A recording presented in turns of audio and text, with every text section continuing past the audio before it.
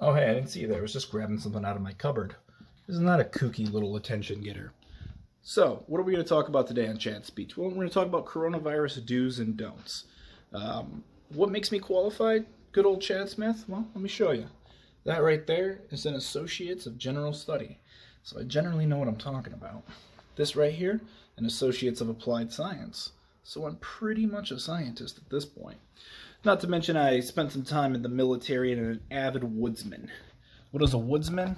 I don't know, but I read it in a magazine and it sounded cool. So, let's jump into what people are doing wrong that we can improve on. So the first big thing I see is people buying water bottles.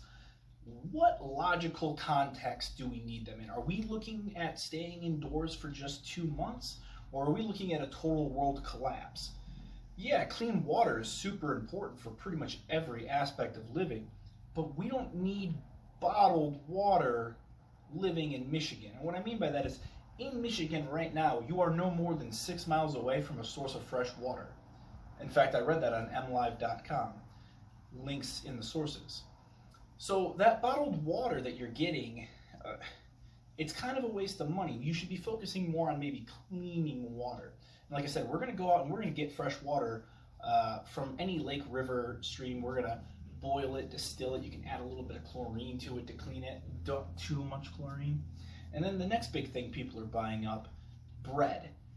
This one, again, you know, is it a 2-week, 2-month shut-in that we're talking about, or is it a complete global collapse? Because here's the thing with bread.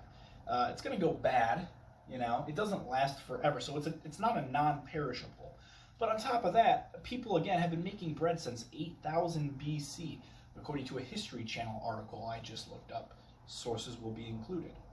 So, you know, if our ancient ancestors could utilize bread, I think we'll be fine moving forward with the technology and the understanding we have today. So those are two things that people are going crazy by. But what are some things you could actually go and get yourself that would help you in this extreme situation? Well, let's talk about bartering. So in the event of a world collapse, you're going to need to go out there. You're going to need to trade things with people.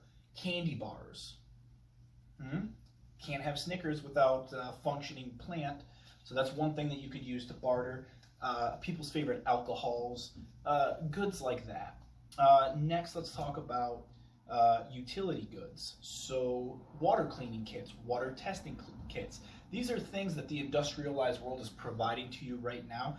Get that so that in the event of a collapse, you're better set. A lot of people I don't think here can just make fire. Some fire starting tools, things of that nature. And then the last thing you should be looking to get yourself, seasonal clothing. So as temperatures rise and fall, we don't have centralized heat to protect us or central cooling to protect us. So you're going to want to get those situational clothes that'll help you live out in nature. Tents, big jackets, things of that nature. Now, for my epic conclusion, I'm going to kick it over to Chad out in the woods. End your presentation with a literal bang. So, what I want you to do is I want you to think about what you've been planning for. Take the advice I've given you in this speech and really think, am I planning for the end of the world, or am I planning to stay inside my room and play Xbox for the next 3 weeks? Think about what nature provides you. Do you really need toilet paper? Toilet paper is all around you.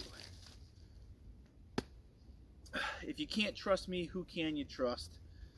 I'm Chad Smith. Thanks for watching. Like and subscribe to my YouTube channel.